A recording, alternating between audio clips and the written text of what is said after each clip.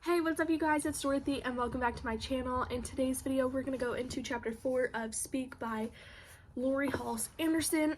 And I hope that you guys are enjoying these videos so far. And yeah, let's get right into this video. This video may contain sensitive topics and foul language. If you do not wish to continue, I suggest clicking off of the video now. You guys have been warned. Chapter 4. Sanctuary. Art follows lunch like a dream follows a nightmare. The classroom is at the far end of the building and has long south-facing windows. The sun doesn't shine much in Syracuse, so the art room is designed to get every bit of light it can. It is dusty in a clean dirt kind of way. The floor is layered with dry splotches of paint, the walls plastered with sketches of tormented teenagers and fat puppies, the shelves crowded with clay pots. A radio plays my favorite station. Mr. Freeman is ugly, big old grasshopper body, like a still walking circus guy. Nose like a credit card sunk between his eyes, but he smiles at us as we file into class. He is hunched over a spinning pot, his hands muddy red. "Welcome to the only class that will teach you how to survive," he says. "Welcome to art."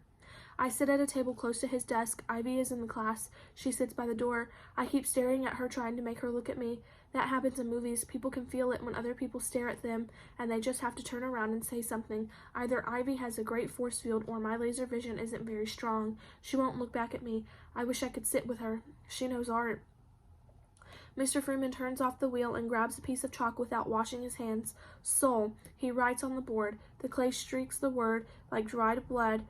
This is where you can find your soul if you dare, where you can touch the part of you that you've never dared to look at before. Do not come here and ask me to show you how to draw a face. Ask me to help you find the wind. I sneak a peek behind me. The eyebrow telegraph is flashing fast. This guy is weird. He must see it. He must know what we are thinking. He keeps on talking. He says he will graduate knowing how to read and write because he'll spend 1,000,000 hours learning how to read and write. I could argue that point. Why not spend that time on art, painting, sculpting, charcoal, pastel, oils? Are words or numbers more important than images?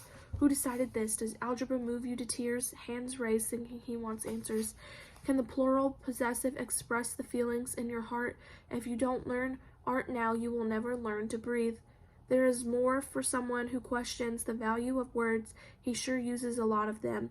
I tune out for a while and come back when he holds a huge globe that is missing half of the northern hemisphere. "Can anyone tell me what this is?" he asks. "A globe," ventures a voice in the back. Mr. Freeman rolls his eyes. "Was it an expensive sculpture that some kid dropped and he had to pay for out of his own money, or they didn't let him graduate?" asks another. Mr. Freeman sighs. "No, imagination. What are you, 13, 14? You've already let them beat your creativity out of you?" "This is an old globe I used to let my daughters kick around my studio when it was too wet to play outside. One day Jenny put her foot right through Texas and the United States crumbled into the sea, and voila, an idea. This broken ball could be used to express such powerful visions. You could paint a picture of it with people fleeing from the hole, with a wet-muzzled dog chewing Alaska. The opportunities are endless. It's almost too much, but you are important." "Huh?"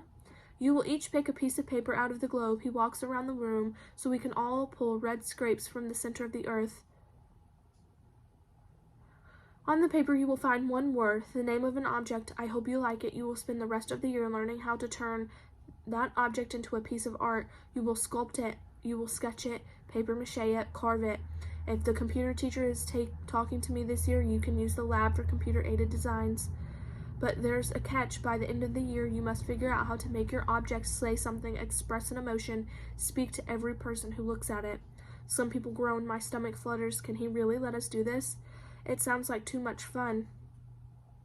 He stops at my table. I plunge my hand into the bottom of the globe and fish out my paper. "Tree? Tree. It's too easy. I learned how to draw a tree in 2nd grade.